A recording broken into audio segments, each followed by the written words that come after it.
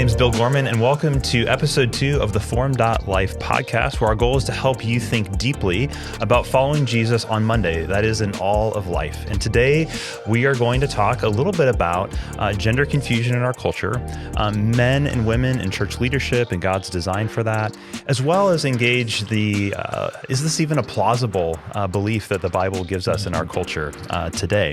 And so in this episode of the podcast, we're going to dig into this concept of complementary alliance, which is sort of the approach that we as a church have taken to thinking about this topic. So we've got a lot of ground to cover today, so I'm going to go ahead and just have us jump right in.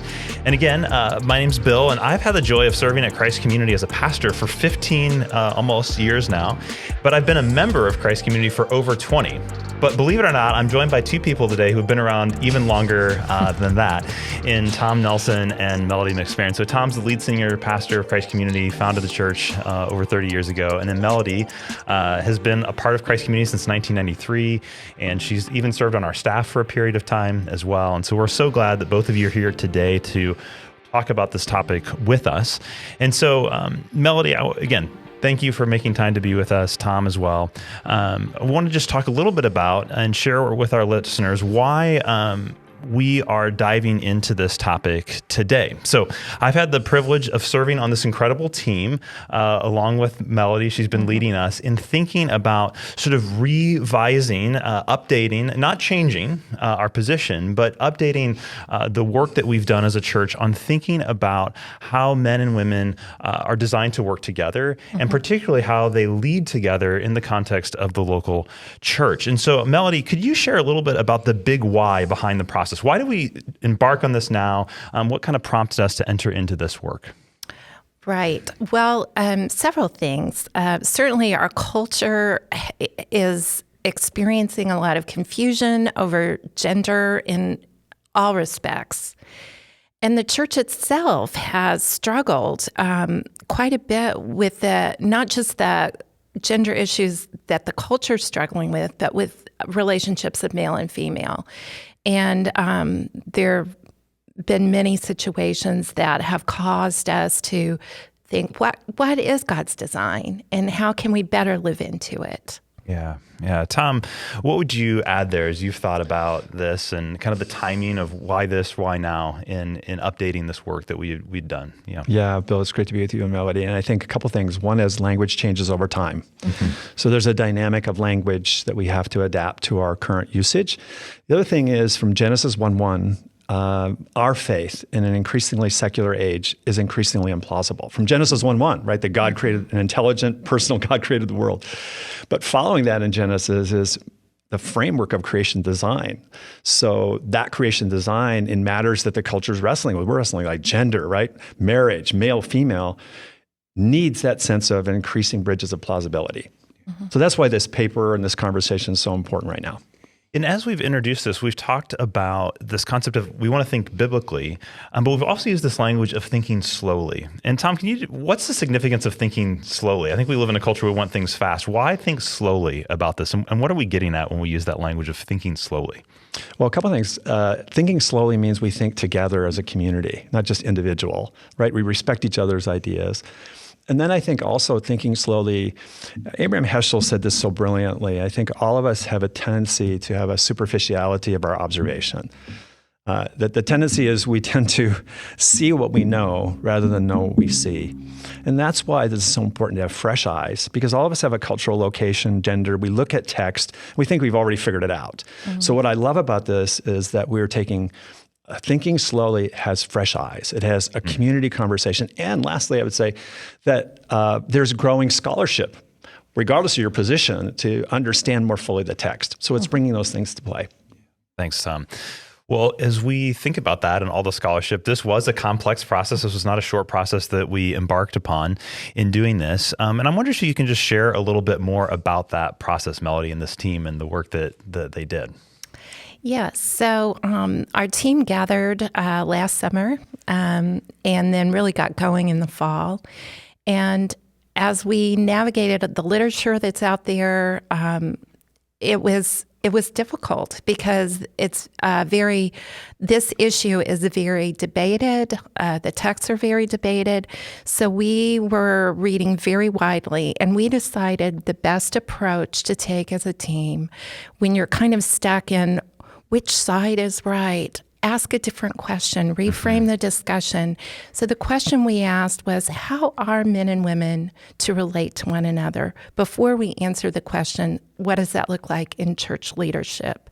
So we endeavored on a biblical theology together, which took a while. It did. It did. But what were some of the, we had so many discoveries in that process, but I wonder if you just share, what were some discoveries that as that team looked at these, the biblical theology in particular, what were some fresh insights that we had in that work? Yes. Particularly as we looked at Genesis 1, 2, and 3, and we discovered that male and female, obviously in Genesis 1, are created in the image of God. Together they bear the image of God. Secondly, in the second account of creation in Genesis 2, God says, it's not good for man to be alone. I will create a helper for him. And we really looked at that language, and the word translated helper there from Hebrew is often used for God himself. As he is setting out to accomplish his mission in the world, he comes alongside mankind to enable them to do a task. So in like manner, the woman is created to come alongside the man to enable him to multiply and fill the earth and to rule and reign over it. She's the essential ally that must come beside him. Yeah, I love that language of ally and even the helper. And Tom, you've talked about this, that I think we tend to think of it's a helper for this work of procreation or relationship, but add a little bit more. What's the nuance we often miss there, Tom? Yeah, I think this is an example of we tend to see what we know rather than know what we see. So much of the time that helper language in English, because Azer is the Hebrew idea, the broader text of Genesis 1 and 2 in context is really more about a helper for what than a helper for who. Now, I'm not minimizing the who because we reflect his Trinitarian image. And marriage comes at the end of Genesis 2. But so often, we don't see the importance of the human job description given to man and woman together in the cultural mandate, right? To be fruitful, fill the earth, have dominion, right, across the world. So to see Genesis 1 and 2 as image-bearing job description is really important, not just in marriage. And so I think asking the question, a helper for what, is really important in that text. That's the primary focus of Genesis 1 and 2 up until the end of the last few verses. It's really good.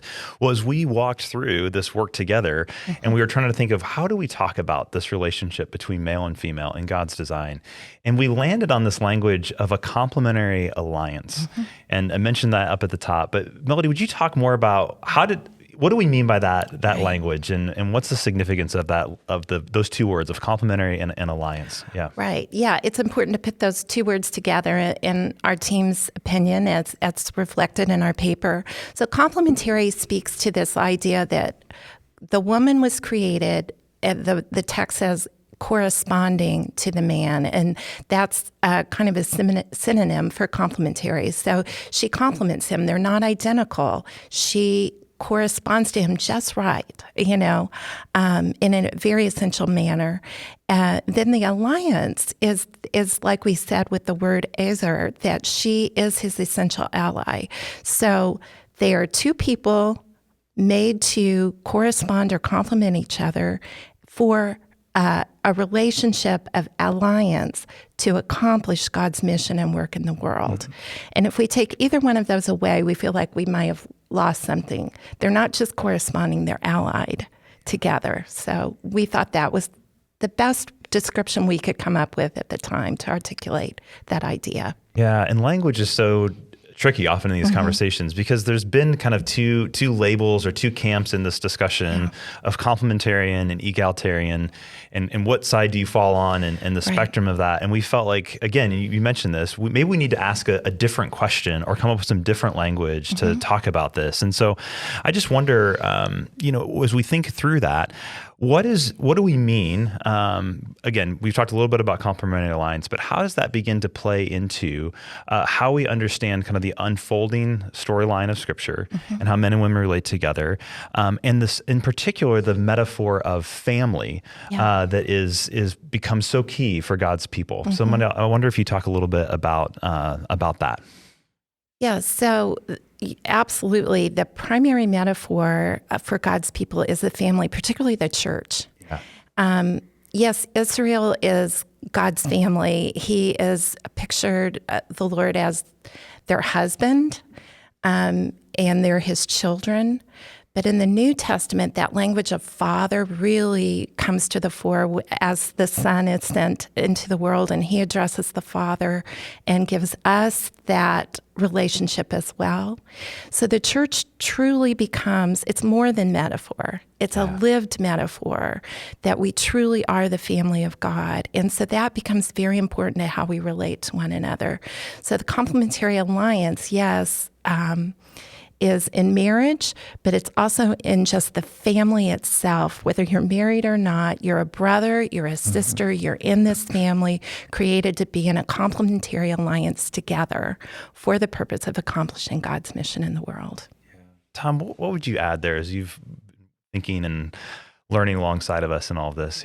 Again, thank you for all that great work. I just love the work you've done. And when I think about sort of historically, there's been kind of these two poles of hermeneutics or interpretation around egalitarian and complementarian.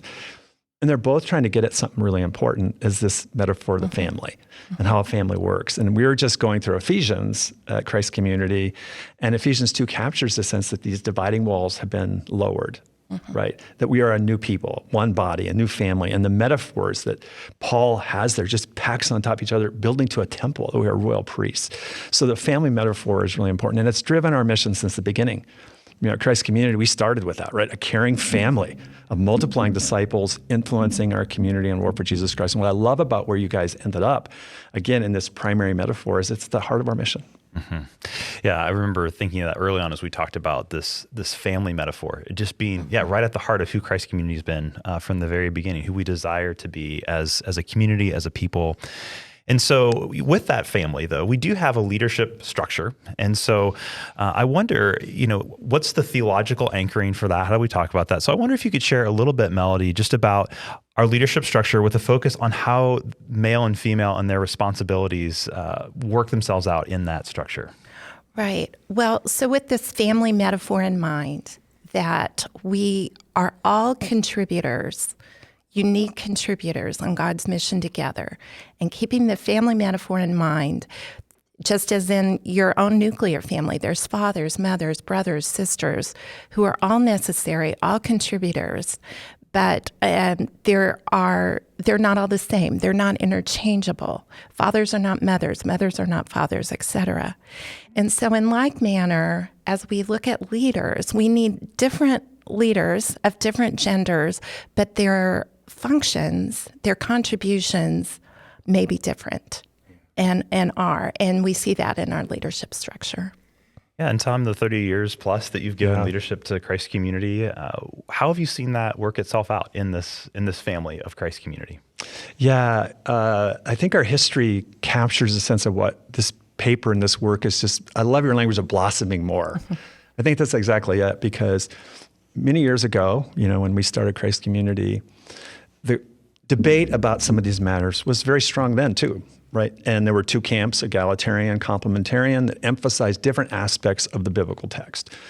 So what we tried to do is to bring the best of both together without losing each one. So the Complementarian Alliance, I like that language, captured there was some timeless creation design, right? In terms of how we're a family. And so we've held on to that. But also there's an egalitarian spirit in the New Testament, right? We're a new family, and some of those patriarchal or traditional sort of rubrics have changed in Christ, in the gospel. So I'm really encouraged that we are continuing to take the best scholarship and the best ideas, and I've always said we've had that gracious posture that wants an egalitarian spirit, how we live it out, with not losing completely the complementarian design that we believe has a timelessness in creation. I think it's really well said, Tom. And I've seen, again, I've gotten to be a part of Christ Community for a number of years now, and the beauty of how that's been lived out in our staff teams, in our congregational leadership teams, and all of those different pieces. And so we have created, again, we've kind of been talking about this as this team rewrote and reformulated these papers. We've created a biblical theology of male and female. Then we also created a resource that thinks about, okay, how do we apply that biblical theology in the context of our church leadership? And so we would love for our listeners, for our viewers to engage those papers. You can go to our website to get those. But we want to talk a little bit more about, maybe with the little time we have here, on maybe some anticipated questions that people might have after they've read those, or even questions they may have coming into reading those papers.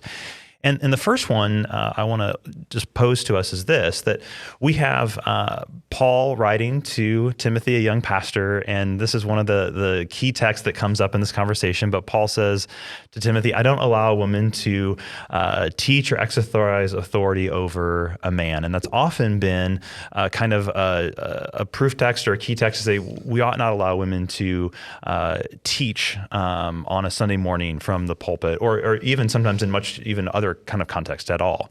And so at Christ Community, we do encourage women to teach in lots of different contexts, including from the pulpit on Sunday morning. So I wonder, how do we, if someone were to say, but how can Christ Community be faithful and have a verse like that passage in 2 Timothy or 1 Timothy 2, how do we address that, Melody? How have we talked about that as a team?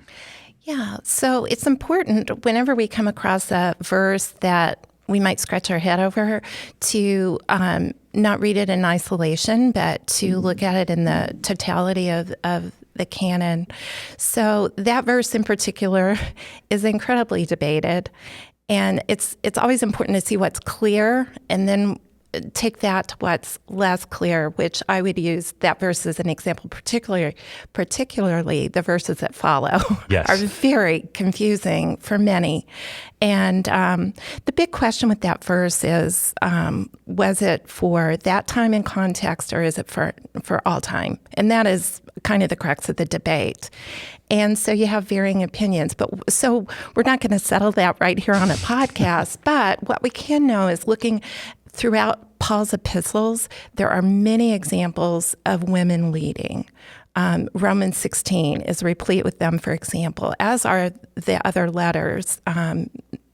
And so to say women have no place in leadership doesn't line up with the rest of Paul's writings. He also talks about women prophesying, which we actually believe is a closer idea to preaching than this idea of teaching in this particular verse. And finally, just say that word for authority in that verse it only occurs that one time in the New Testament. And so it's difficult to know exactly what it means, and it's oft debated. So we can take that verse humbly and look at the rest of Pauline writings and say, okay, we might not know exactly what it does mean, but we can know what it doesn't mean. And it doesn't mean that women cannot speak in front of the church based on the rest of his epistles. Really good, Melody. Tom, would you add anything there, just as we've thought about that passage over the years? Yeah. Thank you for thinking so much about it. It is confusing. I would just say it captures, I think, the egalitarian, complementarian center sometimes of debate. Because what is household codes? What is cultural? There's clearly cultural dynamics, because Paul will say in another text, like, you have to have a veil over your head, or he wants someone to speak or not speak. So you have to look at the cultural dynamics. But on the complementarian side, he appeals to the order of creation in that confusing text. So that's where I think it's so good to where we are. It's like, what is the egalitarian spirit that the New Testament brings to elevate women and their gifts and leadership? But is there any kind of complementarian creation design? I mean, this is a debated text, but like and so I'm saying it's a great text for us to look at the nuances and the dynamic of how you navigate this. Is there any timelessness here? Is there any prescription here, or is this description and culturally encoded only? And that's how this debate really moves in two different directions, doesn't it? True. Yeah. So if you want to look more closely at how we as a church have wrestled with that text in particular and a number of the other texts, I encourage you to read that biblical theology paper. It dives in deep. There's lots of footnotes, resources you can follow up on that particular question. Another question that someone might ask is, okay, you've talked about complementary alliance, the goodness, the necessity of male and female together, that we miss out on something if we don't have these two different genders that God has created together in church leadership. And yet, again, in our sort of understanding of creation design and church leadership and eldership at Christ Community, we have only men serving on our elder leadership team. So someone might raise the question, how do the voices and influence and unique perspective of women that we believe God created and is vital as in this complementary alliance, how does that find its way into the elder conversation and elder leadership at Christ Community? So Tom, maybe I'll let you start there. Well, I would say, first of all, I think in that oversight board, whatever we call that. And this is a dynamic where the elder framework in the New Testament is a small house church. Okay, so just that in itself, like how do you take the timeless principles to a much more complex polity than the first century? That's a whole nother conversation. But I think the principles are what we've talked about. We're a family. Everyone has different gifts. Women clearly have leadership gifts. There's no demarcation in the scripture. So how do we do that through the whole organization? And we're still wrestling with how to do that better. But I would say as we have our oversight board as our elder team, there's really an increased effort to say, how can we empower women leaders in all dimensions of our culture and in our church? And then how do we get good input from women in every dimension? How do they speak into this? And we're still thinking through that. Yeah, did you add anything there, Melody? I mean, you and your husband, Lee has been an elder. You've been around Christ Community for a long time. Yeah. How have you seen that play out? And what are some maybe your hopes for how we can continue to deepen in that? Right. Well, I think this paper is a good step in that direction to really sit and think slowly about the importance of men and women together. And so not that our structure is going to change, but how can we invite voices and good representation? Certainly over the years, our staff is reflecting this increasingly. We have a number of women on staff. We have some women pastors, although that's different than in our polity, different than the elders. But one thing that was really helpful for me doing this biblical theology is looking at what an elder truly is in Scripture, and which I think you needed the biblical theology to bring out this idea fully in my mind, that elders are first and foremost, and the Greek reflects this, they're guardians or watchmen of the church. So if we can think back to the family metaphor, it's like the dad, if a thief breaks in, not that the woman can't defend the home, but maybe there's some things about the man of the house that are perhaps uniquely embodied to allow that protection, particularly in certain cultures. So seeing them as the guardians of watchmen, it's not that women don't have those responsibilities, it's just that elders have the ultimate responsibility for the guarding and protecting of the church. It's a servant role. It's not a domineering role. It's not, and if you're in a church that has structures it that way, I would be uncomfortable with that. But that's not, we don't believe the New Testament's view. It's not our church's view. That this position, this office of elder is for the service and protection of the church. And I think instead of women feeling uncomfortable about that, they can feel reassured by that. Really good, Melody. I think that for me, as we work through all of this, that was one of the biggest insights. This idea of guardianship, of protecting and watching over, is what the elder, again, and however the polity is structured, but that particular role, how the office is responsible for. Well, Melody, Tom, thanks so much for joining me today for this conversation, for sharing your insights, and this really important conversation in the life of our church and the life of the church more broadly. It's a deep joy to serve with you in this complementary alliance together. And you can listen to these papers, you can read these papers. So I want to tell you how you can do that. But before I do, I want to tell you who was a part of the team that did this really important work. I got to be a part of that. Melody led the team. We also had Ben Beasley, who was an associate pastor at our downtown campus, has gone on to pursue doctoral work, so we're really excited for Ben, but he was a big part of this process, as well as Pastor Nikki Deeker from our Olathe campus. And then also Kelly Solomon, who is a theologian and a writer who attends our Leeway campus. And so it was such a joy for us to get to do this work together. It was hard work, but it was enjoyable work that we got to do. So if you want to explore more on these papers, you can go to our website at christcommunityccc.church/papers. You can download them, read them there. You can also listen to them as an audio version, which I love to listen to audiobooks, that kind of thing, actually in this podcast feed. So if you just scroll down in the podcast feed you're listening to right now, you can find the paper and listen to them that way. And of course, all of that is in the show notes as well. So I'm really excited for this Formed.life podcast, the beginning of this. And our next episode together, I'm going to be joined by Paul Brandis, campus pastor at our Shawnee campus, and we're going to be talking with Dr. Julia Sadusky about a loving and biblical approach to gender identity. And Dr. Sadusky, she is at the Sexual and Gender Identity Institute at Wheaton College. She's also an advisor to the Center for Faith, Sexuality, and Gender, led by Preston Sprinkle. She's going to be with us here at Christ Community, and we're really excited to sit down and kind of really, in many ways, continue the conversation that we're having today in a different vein. So thank you again for joining us today, and we'll see you next time.